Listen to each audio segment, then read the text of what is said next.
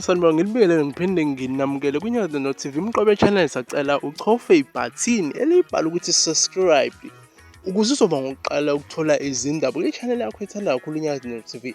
Wenze sure ukuthi futhi uchofa ne-notification bell elapha mase usubscribe-ile uchofe le bell yakhona ukuze masifaka amavideo uzoba ngokuqala ukuthola amavideo bafowethu.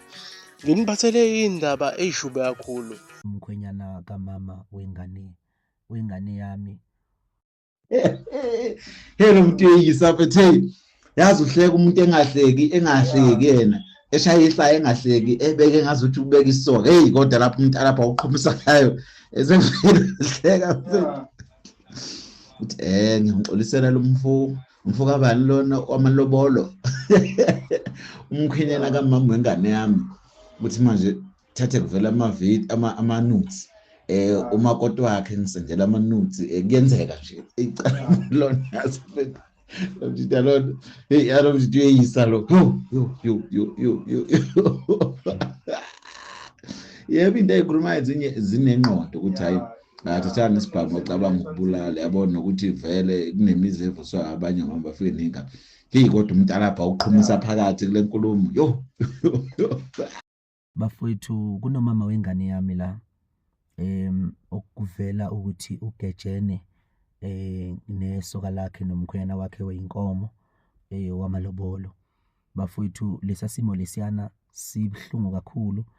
Angifiseli loba bhlungu ukuthi behlele noma ngabe ubani okhona phansi komthunzi welanga ngoba nonke ningabafowethu nonke nizingane zakwethu singabantu kahle kahle singabandawonye. Ukuthi ngoba nje sasilokho esihlukahlukana ke sagcina singabantu sibaningi sigcwele kumhlaba kodwa sisuka ndawonye siyinzalo kaAdam noEva.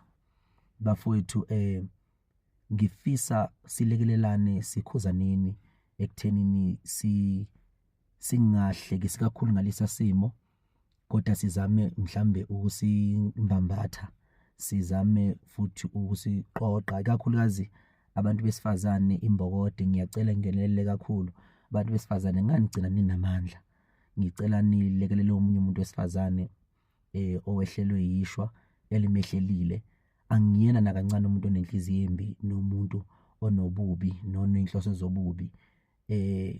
Kungiphatha kabuhlungu ukuthi umkhwenyana kamama wengane yami uthe mayijamba ethatha ifoni wafica wathola ukuthi umama wengane uthumela amanudi mhlambe naye ikhumbulele njengaleso sikhathi lokho akukhumbulile kwamzukwana.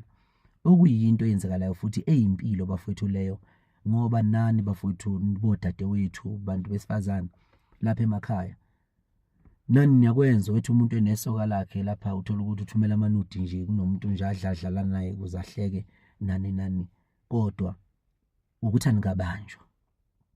So ngoba ningakabanjwa ke ngizama ukuthi bafowethu ukugula kwenu kuyafana nihlukene ngamawodi kuphela esibhedlela